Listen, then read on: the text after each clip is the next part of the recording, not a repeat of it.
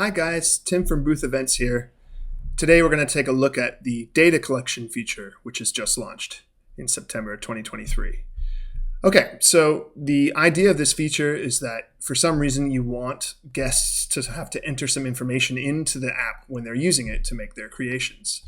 You might be subject to GDPR in Europe. You might be doing a promotional event where you want to generate leads, so you need the email addresses or the phone numbers of the guests, whatever it is. The idea is that you use the data collection feature to get them. So let's go through the process of how we do that. So on the left here, you can see I have an event open called Go/Fund Launch. And if I edit that event, you can see that the last tab is called Data Collection.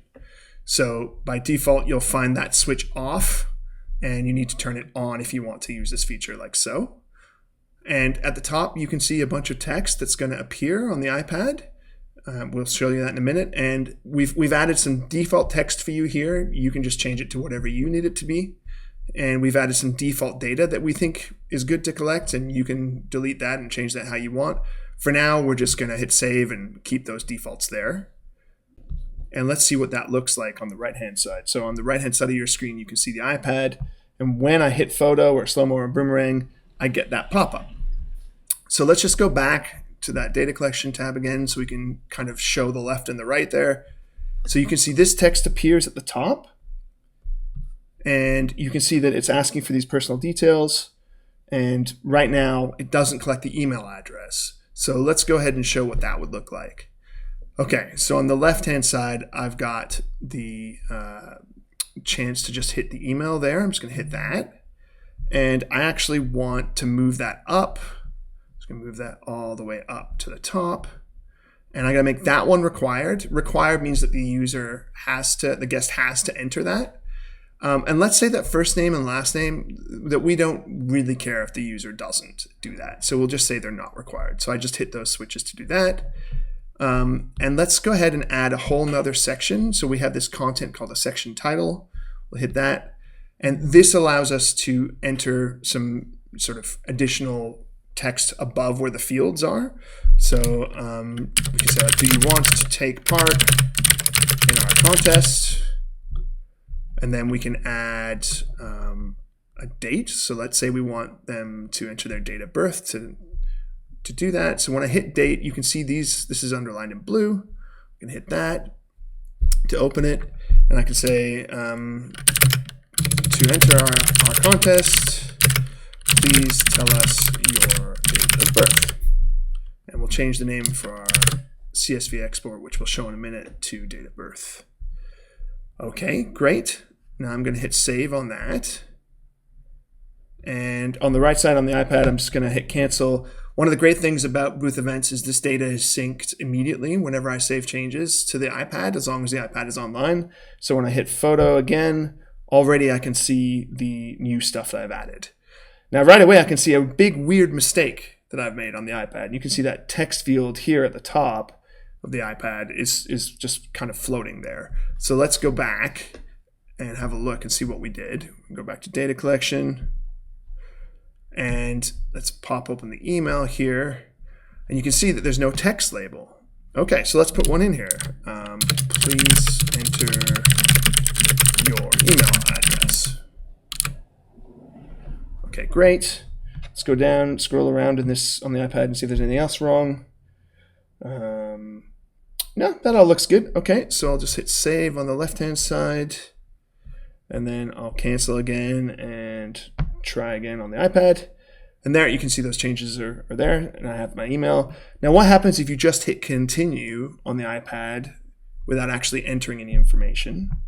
So what will happen is the first required field that the guest hasn't filled out will get focus and will turn red to show the guest, hey, you have to enter something here. So let's go ahead and enter my email address. Great. And I'll hit next. And now I've got the first name here. And I want to say, great. I'm going to say my name. Okay. And that's just hit continue. Now you can see I didn't agree. And in this case, we're telling them they have to agree. But what if we didn't want that? What if we wanted to ask something like, well, can we share things on social media, yes or no? Okay, well, let's actually model that a different way. So let's go back to the data collection again. When you have something that's an optional like that, you can use the checkbox and say it's not required. But there's a better way of doing that. We think that the segment control is better. So here I'm adding a segment control, and we'll put the label, can we share your photos on social media? And we'll have a yes and a no. And we'll call that social media. Okay, and I'll hit update then. And you can see we can add more answers. It's not just 2 answers. You can think of this segment control as like a multiple choice. Okay, we'll hit update there, and I'll hit save changes. Great. So I'll go back again. I'll enter my email address again. My name. Okay, I'll agree to the terms and conditions. And in this case, I'm going to say, yes, I do want to participate. So I'm going to touch into the text field. And what you can see is that instead of having a keyboard, I actually have this nice handy date picker, so I can very easily just pick my date. Great, done. And then, can we share your photos on social media? I can say no or yes, whatever I want, and then hit continue. Okay, great. And now the rest of the flow is exactly what you would expect on your iPad app, however you had configured it before. In order to demonstrate the way that this data downloads, we'll just quickly email this to ourselves. So some fascinating pictures of my ceiling there. Whoop. Awesome. Okay, and now what you can see here, see how it says the email will be sent? So it's already taken that email that I put in as my email address, and it's already sent the photos there. So the guest doesn't have to enter their photo twice.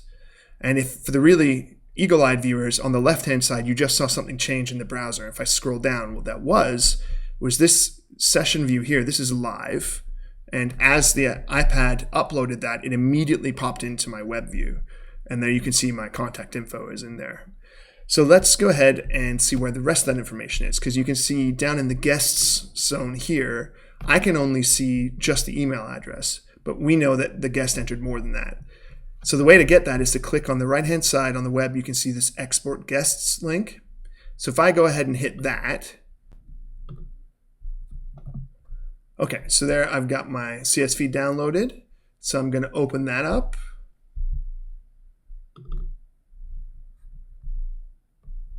And let's move that into your view so you can see properly.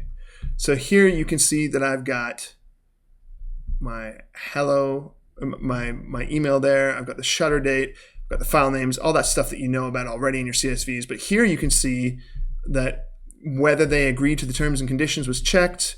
You can see there's the date of birth that we asked them to enter. We can see they said yes to social media. So you can see all of those fields that we asked for, they get put into this CSV.